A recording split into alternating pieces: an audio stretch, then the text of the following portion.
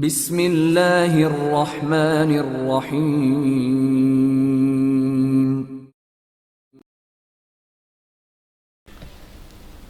Add لاوا Imran series, مصنف ابن Safi. Antonio سب کچھ دیکھ رہا تھا، لیکن اسے اس کی ذرہ برابر بھی پرواہ نہ تھی کہ لانچ میں کیا کچھ ہو رہا ہے، کیونکہ خود اس کا یہی اندازہ تھا کہ چرچ کے ایسنس کی وہ قلیل مقدار کم از کم 6 ماہ کے لیے کافی ہوگی، اور پھر جمن مراکشی کے آدمیوں نے خود اسے کوئی تکلیف نہ دی تھی۔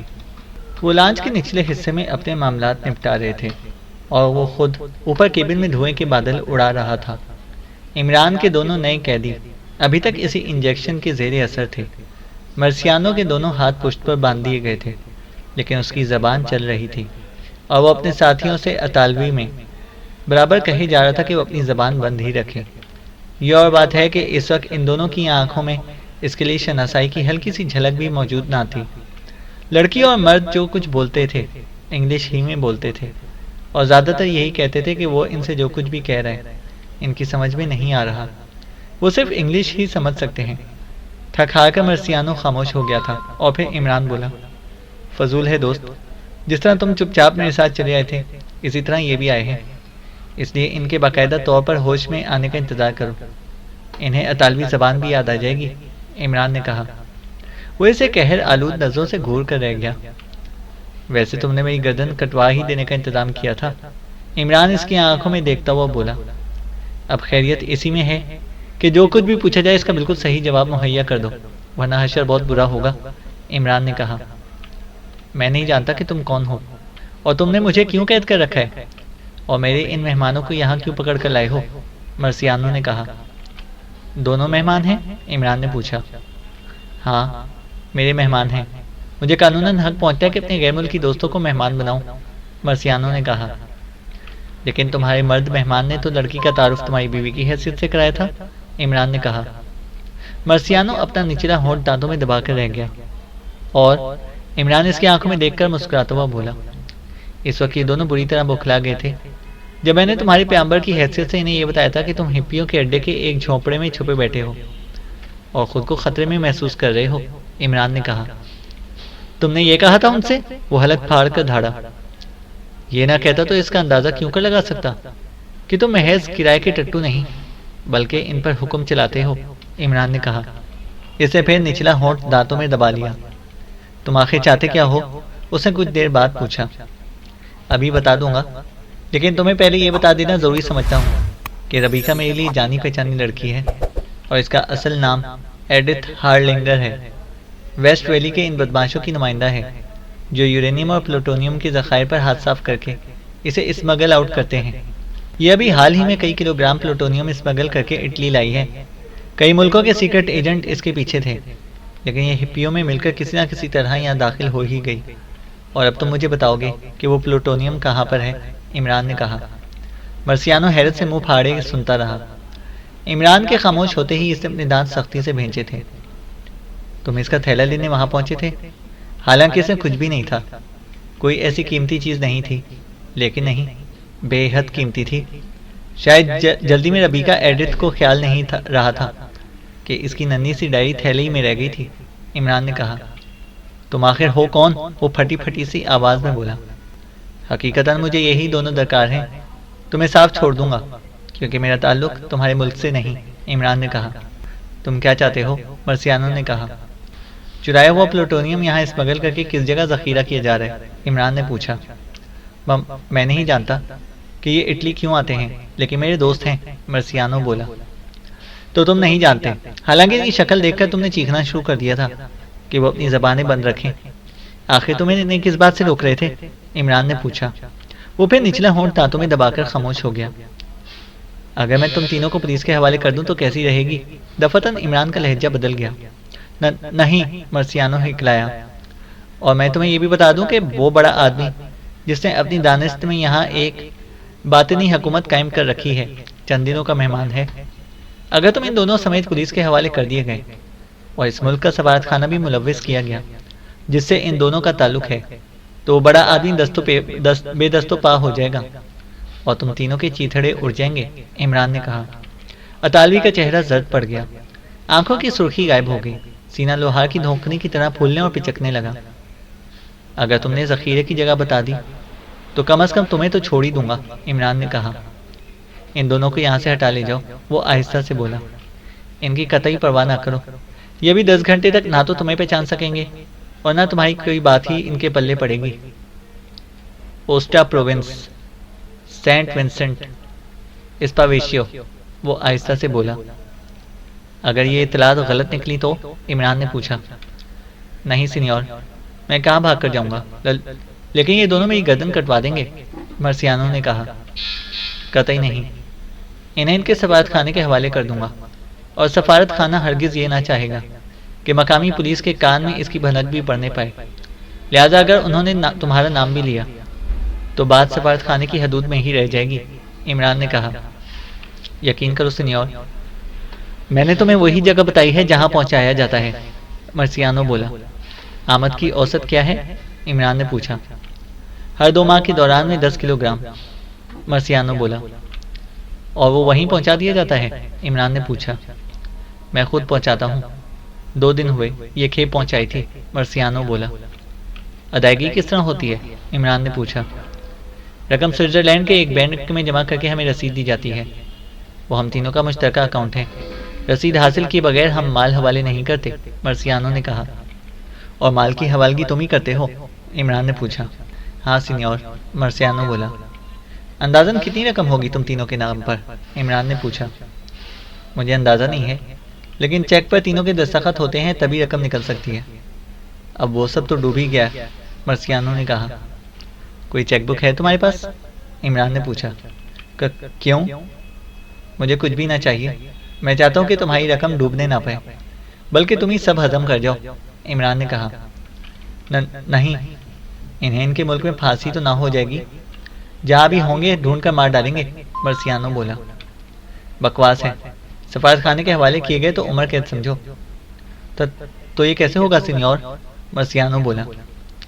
سارے چیکوں پر دونوں کے دستخط لوں گا اور تمہارے حوالے کر دوں گا۔ پاسپورٹ تو ہوگا ہی تمہارے پاس؟ عمران نے پوچھا۔ ہے سینیور، اس کی آواز سے مسرت آمیز جوش کا اظہار ہو رہا تھا۔ تمہارا اور کوئی ساتھی؟ عمران نے پوچھا۔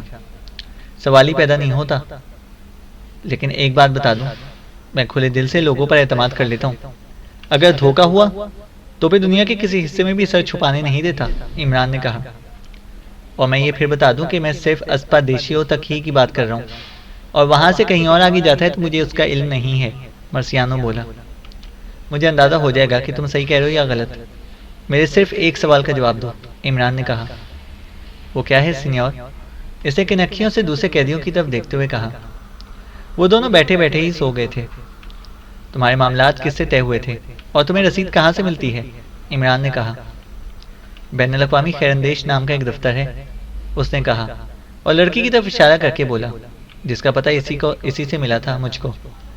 خود اس سے گفت و شنید نہیں کی تھی، مجھے بیچ میں ڈالا گیا تھا۔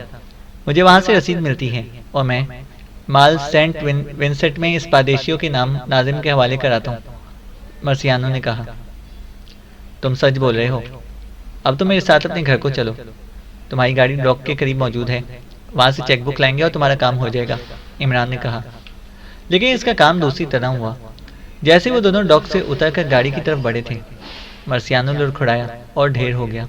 خود عمران نے بڑی پھرتی سے ایک طرف کو چھلانگ لگائی تھی اور اس کے قریب ہی مٹی اڑی تھی۔ وہ کلابازیاں کھاتا ہوا نشیب میں لڑکتا چلا گیا، ورنہ تیسرا بے آواز فائر اسے بھی چاٹ گیا ہوتا۔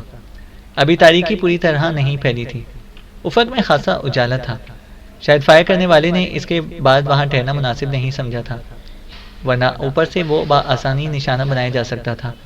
ابھی وہ سنبھلنے بھی نہ پایا تھا کہ ایک زوردار دھماکے سے فضا لرز اٹھی۔ خداوند، عمران دانت کچکچا کر رہ گیا۔ پھر دوسرے ہی لمحے میں وہ اپنے مصنوعی بال نوچ نوچ کر چہرے سے الگ کرنے لگا۔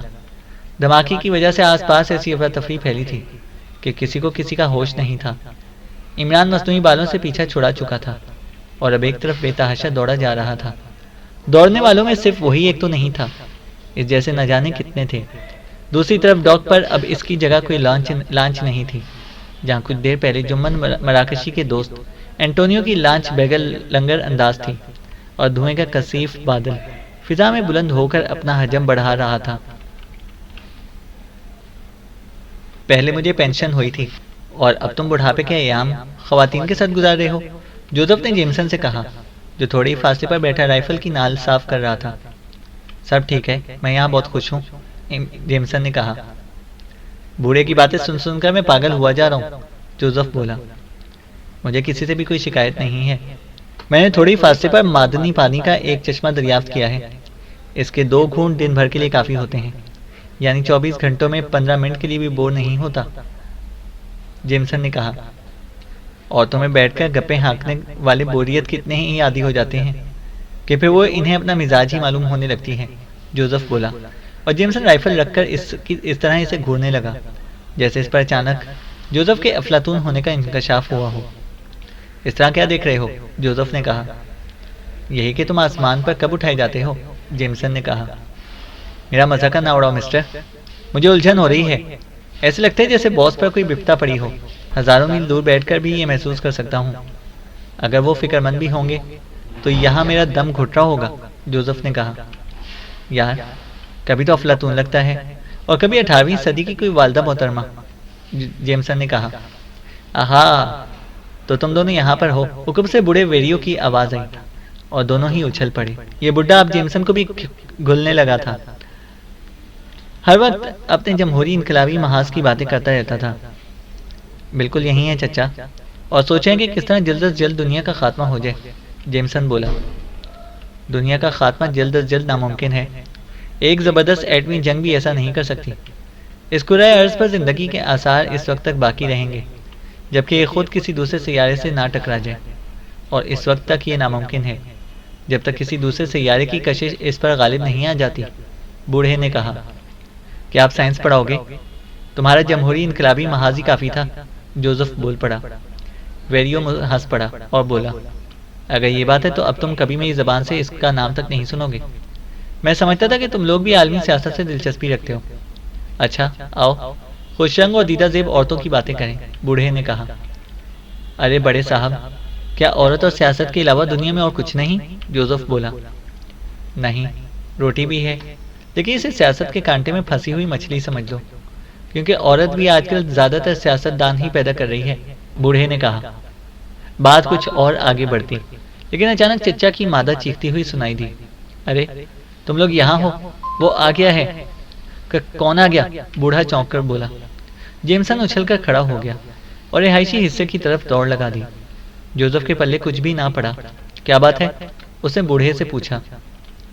اس نے اطلاع دی ہے کہ کوئی آ گیا ہے، بوڑھے نے کہا۔ کہیں باس نہ ہو؟ اور کون آ سکتا ہے بقول تمہارے؟ جوزف بھی اٹھتا ہوا بولا۔ چلو دیکھیں، بوڑھے نے کہا۔ وہ جو کوئی بھی رہا ہو، میریانا اسے چمٹی کھڑی پھوٹ پھوٹ کر روئی جا رہی تھی۔ کون ہے یہ؟ بوڑھے نے ہکلا کر جیمسن سے پوچھا۔ ارے وہی ہے، پولیس والا، جیمسن نے کہا۔ لیکن بڑے میاں بور مت کرو، دوسرے حلیے میں ہے، ورنہ آپ کی بھتیجی صاحبہ کسی کو اس طرح بور نہیں فرما سکتی، جیمسن نے کہا۔ یہ کیوں رو رہی ہے؟ بوڑھے نے پوچھا۔ دو بچھڑے ہوئے اچانک اس طرح ملتے ہیں تو یہی ہوتا ہے، تمہاری عقل تو جمہوری انقلاب نے چڑھ لی ہے، جیمسن نے کہا۔ اچھا، تو اس میں ناراض ہونے کی کیا بات ہے؟ بوڑھا بولا۔ دوسری طرف عمران میریانا سے کہہ رہا تھا، اب بس بھی کرو ورنہ میرا نروس بریک ڈاؤن ہو جائے گا۔ جیمسن نے کان پر ہاتھ رکھ کر اردو میں ہانک لگائی۔ ہم کو بھی کوئی پیار کرتا تو کتنا اچھا ہوتا۔ تو کیا ٹائیں ٹائیں کرتا سالا؟ چپ رہو، جوزف بھنا کر بولا۔ اس کے دانت بھی نکلے پڑ رہے تھے۔ اچانک میریانا نے اسے چھوڑ دیا اور دوڑتی ہوئی غار کی طرف چلی گئی۔ بڑھیا آہستہ آہستہ اس کے پیچھے چل پڑی تھی۔ اب عمران ان کی طرف پلٹا۔ تم تو پہچانے نہیں جا رہے، آواز نہ پہچانتے ہوں ہم لوگ تو مارے ہی جاؤ، بوڑھے ویریو نے ہنس کر کہا۔ تم سب خیریت سے ہو نا؟ عمران نے پوچھا۔ ابھی تک تو خیریت ہی ہے، بوڑھے نے کہا۔ لیکن شاید اب نہ رہے، عمران بولا۔ کیوں؟ جیمسن نے پوچھا۔ اس کے آدمی ان حصوں میں دور دور تک پھیلے رہے ہیں جہاں میرے یا میریانا کے ملنے کے امکانات ہو سکتے ہیں، عمران بولا۔ ادھر کون آ سکے گا؟ جیمسن نے پوچھا۔ میں اب اس خوش فہمی میں مبتلا نہیں رہا، ایڈلاوا مکھن کی ڈلی نہیں، لوہے کا چنا ہے، عمران نے کہا۔ تم جانو بھائی، جو کچھ کہو گے کریں گے، ابھی تک تو یہاں گھر سے زیادہ آرام نصیب ہوا ہے، ویریو نے کہا۔ پھر وہ بھی اسی طرف کو چلا گیا جدھر اس کی بیوی گئی تھی۔ اب آپ حضرات فرمائیں۔ عمران ان دونوں کو گھورتا ہوا بولا۔ کیا آپ نے شادی سے انکار کر دیا تھا؟ جیمسن نے پوچھا۔ کیا بکواس ہے؟ عمران بولا۔ پھر بیچاری اس طرح رو کیوں رہی تھی؟ جیمسن نے کہا۔ تم میری عدم موجودگی میں اسے مثنوی زہر عشق کا ترجمہ سناتے رہے ہوگے، بدبخت، عمران بولا۔ میر سے میرا جی تک پڑھا دیا ہے، جیمسن نے کہا۔ تمہاری سرکوبی کے لیے غرض نریمان تلاش کرنا پڑے گا، عمران بولا۔ مجھ سے بھی تو کچھ پوچھ لو باس، جوزف نے دردناک لہجے میں کہا۔ اور اسے شاید خواجہ سگ پرست کا قصہ سناتے رہے ہو، عمران بولا۔ سب کچھ میں ہی کرتا رہا ہوں، جیمسن چڑھ کر بولا۔ ہاں، آپ نے کیا فرمایا؟ عمران جوزف کی طرف مڑا۔ پردیس میں تم سے الگ رہنے سے تو یہ بہتر ہے کہ میں مر جاؤں، جوزف نے کہا۔ اب اسے میرا بائی کے بھجن سناؤ، اس نے جیمسن سے کہا، اور جیمسن ہنس پڑا۔ اب اسکیم یہی ہے کہ سب ساتھ رہیں گے، عمران کچھ سوچتا ہوا بولا۔ پھر اس نے جیمسن کو بیگل کے انجام سے آگاہ کرتے ہوئے کہا، کبھی کبھی کوئی بڑی غلطی بھی سرزد ہو جاتی ہے مجھ سے۔ مجھے تو اس معاملے میں کوئی غلطی نظر نہیں آئی، جیمسن نے کہا۔ میں نے یہ کیوں سمجھ لیا تھا کہ ایڈلاوا کی باطنی حکومت ایسے لوگوں کی نگرانی نہ کرتی ہوگی جو اس کے لیے مال فراہم کرتے ہیں، عمران بولا۔ بالکل، سوال ہی پیدا نہیں ہوتا، جیمسن نے کہا۔ بہرحال انہوں نے لانچ کی تباہی کا انتظام کر لیا تھا اور ڈاک کے آس پاس ہی منڈلاتے رہے تھے، لیکن عین وقت پر مجھے اور مرسیانو کو لانچ چھوڑتے دیکھ کر انہوں نے بے آواز فائرنگ شروع کر دی۔ دھماکہ بھی فوراً ہی ہوا تھا، یعنی اگر میں 5 منٹ کی تاخیر سے بھی لانچ چھوڑتا تو تہ نشین ہو چکا ہوتا۔ مجھے ایسے سبھی مرنے والوں پر رحم آتا ہے جو بے بسی اور بے خبری کے عالم میں مارے جائیں۔ ہیلی پائلٹ بھی کام کا آدمی تھا، عمران نے کہا۔ اب کیا سوچا ہے؟ جیمسن نے کہا۔ سمجھ میں نہیں آتا کہ ان کا کیا ہوا، کوئی اطلاع نہیں مل رہی۔ الفروزے تک تو جا پہنچے تھے، لیکن 3 دن سے عمارت سے باہر نہیں نکلے، عمران بولا۔ کس کی بات کر رہے ہیں؟ جیمسن نے کہا۔ جولیانا اور صفدر کی۔ انہیں لاطینی امریکہ کے ایک ملک کا نمائندہ بنا کر پلوٹونیم کے گاہک کی حیثیت سے خیر اندیشوں تک پہنچایا گیا تھا، اور اب شاید اس پر بھی پچھتانا پڑے گا، عمران نے کہا۔ الفروزے کہاں ہیں؟ جیمسن نے پوچھا۔ اوسٹا میں، عمران نے کہا۔ تو پھر جلد ہی ان کی خبر لینی چاہیے۔ آج رات کو جب یہ لوگ سو رہے ہوں تو چپ چاپ کھسک لیں، جیمسن بولا۔ اب دوسری عقل مندی سرزد نہیں ہوگی، عمران اس کی آنکھوں میں دیکھتا ہوا بولا۔ کیا مطلب؟ جیمسن نے کہا۔ پورا اٹلی میرا چھانا ہوا نہیں ہے، جب بھی آیا صرف وینس یا روم تک محدود رہا۔ جنیوا بھی کسی قدر دیکھا ہوا تھا۔ لومبارڈی ریجن میں کسی نہ کسی طرح کام چلا لینے کا مطلب یہ نہیں کہ ڈی اوسٹا ریجن میں بھی ہم کامیاب ہو جائیں گے۔ شاید ایڈلاوا کو اس کا وہم بھی نہ ہو رہا ہو کہ ہم اسٹیمر ہی کو تباہ کر دیں گے، ورنہ وہ اسٹیمر کی طرف سے اس طرح غافل نہ ہوتا۔ اور اب میں اس غلط فہمی میں مبتلا نہیں کہ اس نے پوائنٹ نمبر 12 کو ایکسٹرو کے خوف سے تباہ کیا ہوگا۔ یہ اس کی حکمت عملی تھی۔ اسٹیمر کی تباہی سے پہلے وہ بے خبر تھا۔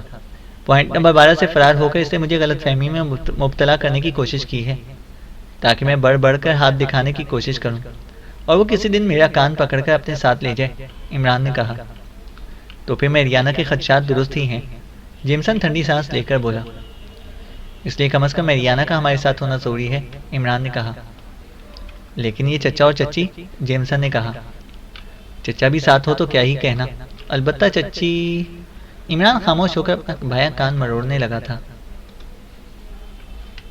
ان کی نیند ختم ہوئی تو انہوں نے اپنے آپ کو ڈائننگ روم میں نہیں پایا تھا۔ بوکھلا کر سیدھے ہو کر بیٹھے اور زولی زوگوا نے ٹوٹی پھوٹی اردو میں کہا، یہ کڈر ہوتا، ہم کافی پی کر سویا میز پر، یہ تو کوئی تہخانہ معلوم ہوتا ہے، اولن شیپرڈ صاحب نے بھی اردو میں فرمایا تھا۔ تو پھر جولیا ہکلائی۔ تنہائی میں وہ اردو ہی بولتے تھے کہ کہیں کسی ڈکٹا فون نے ان کی نجی گفتگو کہیں اور پہنچا دی تو کیا ہوگا۔ وہ اپنی پوزیشن سے مطمئن تو نہیں تھے۔ تو پھر یہ کہ ہمیں پچھلی رات کافی میں بے ہوشی کی دوا دی گئی تھی، صفدر بولا۔ تو ہم کو پہچان دیا گیا، جولیا نے کہا۔ ضرور پہچان دیا گیا ہے، صفدر بولا۔ بس پھر مارا جائے گا، وہ ٹھنڈی سانس لے کر بولی۔ دیکھا جائے گا، صفدر نے گھڑی پر نظر ڈالتے ہوئے کہا۔ دوسرا دن شروع ہو چکا ہے، اور بھوکا مریں گے، جولیا نے کہا۔ نہیں، بھوکی نہیں مرو گی، اگر ہم پہچان بھی لیے گئے ہیں تو ہمیں آرام ہی سے رکھا جائے گا، کیونکہ صرف ہم ہی اس کے ہاتھ لگے ہوں گے اور وہ گرو گھنٹال اس تنظیم سے نبٹتا پھر رہا ہوگا، لہذا اس پر ہاتھ ڈالنے کے لیے ہمیں ضرور استعمال کرنے کی کوشش کی جائے گی، صفدر نے کہا۔ دیکھو کیا ہوتا، جولیا نے کہا۔ سب ٹھیک ہی ہوگا، پرواہ نہ کرو، ہمارا سربراہ بھی معمولی ذہانت کا آدمی نہیں۔ دفتن انہوں نے قدموں کی چاپ سنی اور بے ساختہ مڑے۔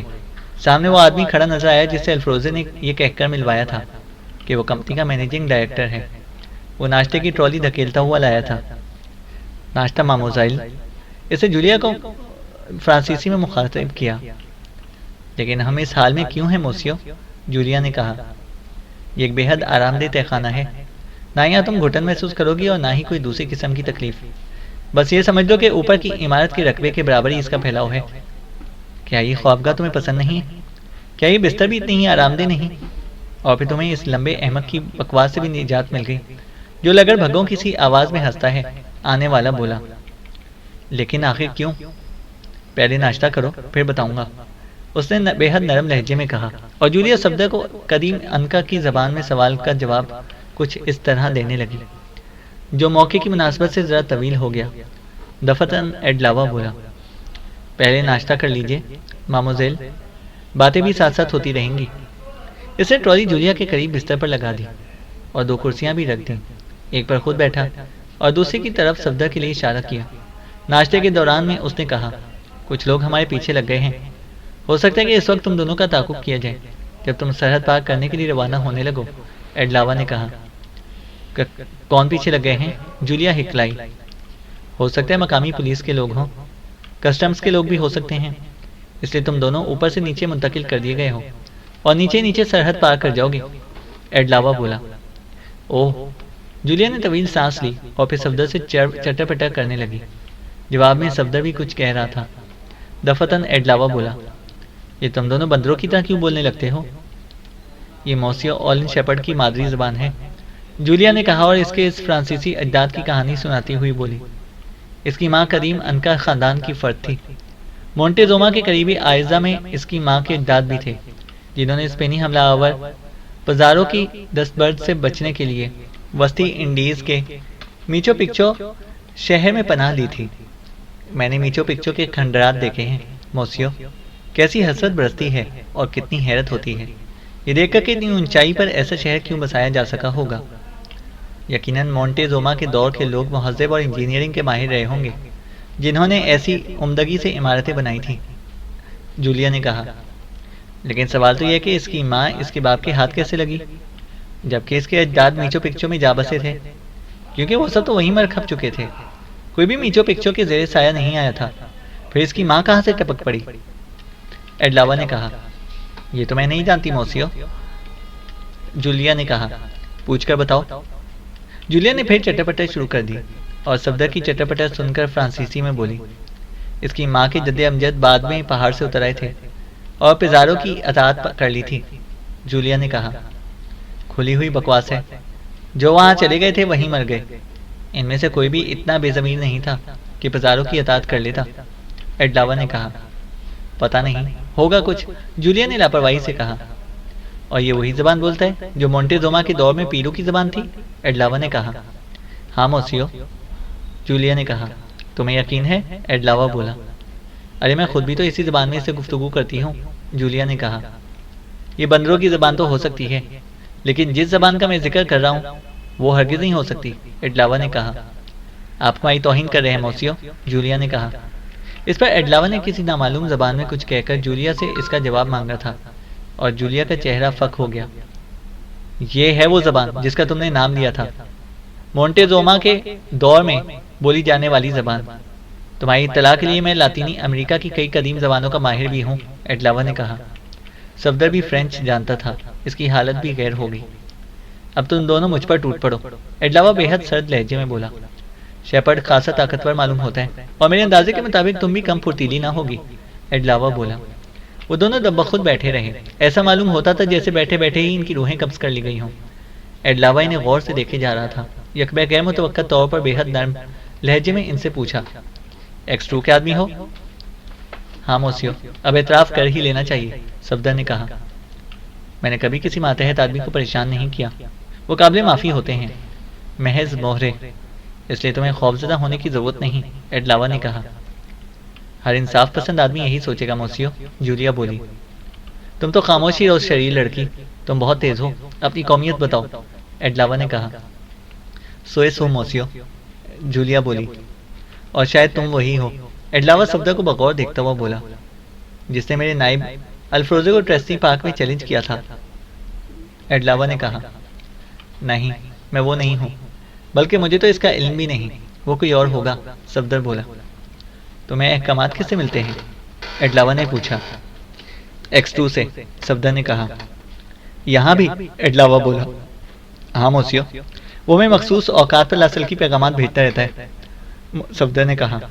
کل کتنے آدمی یہاں آئے ہیں؟ ایڈلاوا نے پوچھا۔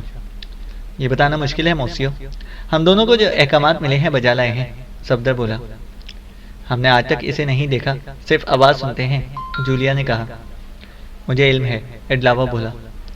ہمیں پلوٹونیم کا گائیڈ بنا کر بھیجا گیا تھا، صفدر نے کہا، اور اسی سے یہ ہدایت بھی ملی ہوگی کہ قدیم ان کا زبان کی بات کر کے میرے آدمیوں کو پوری طرح مطمئن کر دینا، ایڈلاوا نے کہا۔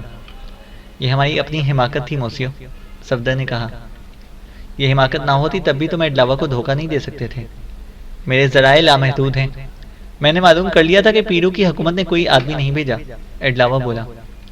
آپ ایڈلاوا؟ صفدر بکھلا کر کھڑا ہو گیا، اس کے جسم پر کپ کپی طاری ہو گئی۔ بیٹھ جاؤ، میرے سبھی آدمی مجھے دیکھتے رہتے ہیں، ہزاروں دشمن بھی رکھتا ہوں، اس کے باوجود بھی کوئی میرا کچھ نہیں بگاڑ سکتا، ایڈلاوا نرم لہجے میں بولا۔ ایسا ہی ہوگا موسیو، مجھے یقین ہے، صفدر نے کہا۔ اب تم دونوں کچھ دنوں تک میرے مہمان رہو گے، پھر میں تمہیں آزاد کر دوں گا۔ ظاہر ہے کہ وہ چوہا تو اپنے بل سے نکلے گا نہیں، پیدلوں کو کٹواتا رہے گا، لیکن ایسا نہیں ہوگا، میرے ہاتھوں پیدل محفوظ رہیں گے، اور میں اس چوہے کو بل سے نکال کر مار ڈالوں گا۔ اچھا، اب تم دونوں آرام کرو، تنہائی کے علاوہ کسی قسم کی تکلیف نہ ہوگی۔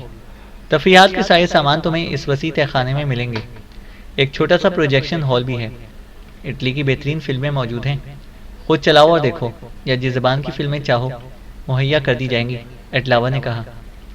بہت بہت شکریہ موسیو، جولیا بولی، لیکن اب ایڈلاوا اس کی طرف دیکھتا بھی نہیں تھا، ساری باتیں صفدر سے مخاطب ہو کر کہی تھی۔ پھر وہ اٹھا تھا اور انہیں وہیں چھوڑ کر آگے بڑھتا چلا گیا۔ ایک لفٹ کے ذریعے وہ عمارت کی کھلی چھت پر جا پہنچا، اور جیسے ہی اس نے چھت پر قدم رکھا، چھت کی وہ جگہ برابر ہو گئی جس سے خود وہ برآمد ہوا تھا۔ اب وہ زینہ طے کر کے نچلی منزل پر آیا اور الفروزے کے رہائشی کمروں کی طرف چل پڑا۔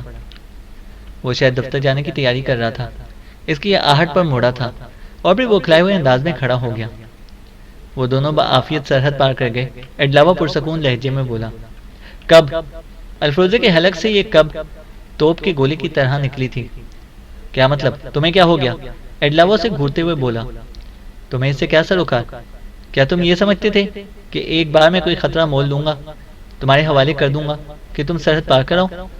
پہلے یہ سوچا تھا کہ اور شاید تم سے کہا بھی تھا کہ تم انہیں وہاں تک پہنچاؤ گے جہاں سے پلوٹونیم والی گاڑی انہیں سرحد پار کرانے کے لیے لے کر جائے گی، ایڈلاوا نے کہا۔ پھر الفروزے نے کہا، شاید تمہارا دماغ خراب ہو گیا، تم پہلی بار ایڈلاوا سے اس طرح سوال کر رہے ہو، اپنے کام سے کام رکھو۔ تم اچھی طرح جانتے ہو کہ تمہاری ایک بڑی حماقت پر تمہیں کوئی سزا نہیں دی گئی، تمہیں اس رات اسٹیمر کو اس طرح نہیں چھوڑنا چاہیے تھا، ایڈلاوا نے کہا۔ الفروزے خشک ہونٹوں پر زبان پھیر کر رہ گیا، ایڈلاوا اسے گھورے جا رہا تھا۔ بہت برا ہوا باس، الفروزے کچھ دیر بعد بڑبڑایا۔ کیا ہے؟ ادھر دیکھو میری طرف، ایڈلاوا نے سخت لہجے میں کہا۔ اس نے مجھے کہا تھا کہ وہ سرحد تک جا کر میرے ساتھ واپس آ جائے گی، الفروزے نے کہا۔ اس بکواس کا مطلب؟ ایڈلاوا نے پوچھا۔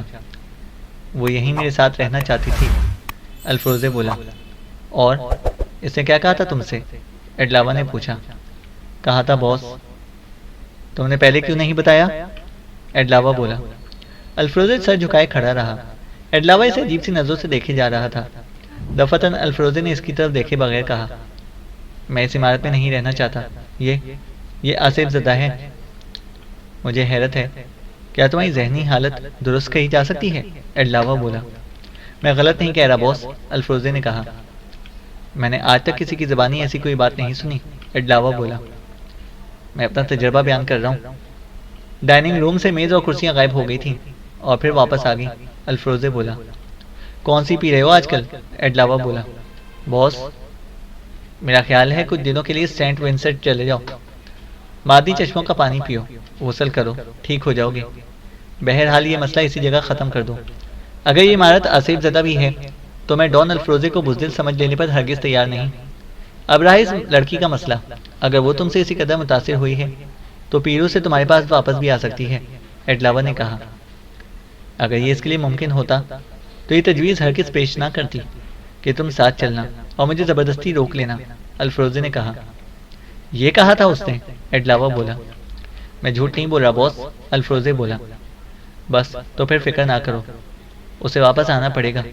پیرو میں دنیا کی کوئی قوت اسے نہ روک سکے گی، یہ میں کہہ رہا ہوں، سمجھے؟ ایڈلاوا نے کہا۔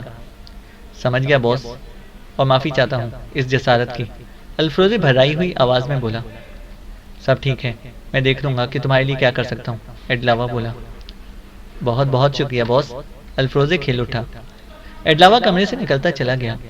جب اس کے قدموں کی چاپ سنائی دینی بند ہو گئی تو الفروزے کے ہونٹوں پر ایسی مسکراہٹ دکھائی دی جیسے ایڈلاوا کو الو بنا کر خوش ہو رہا ہو۔ چینل کو سبسکرائب کریں اور بیل آئیکن کو پریس کریں تاکہ ہماری ہر اپڈیٹ آپ کو بر وقت مل سکے۔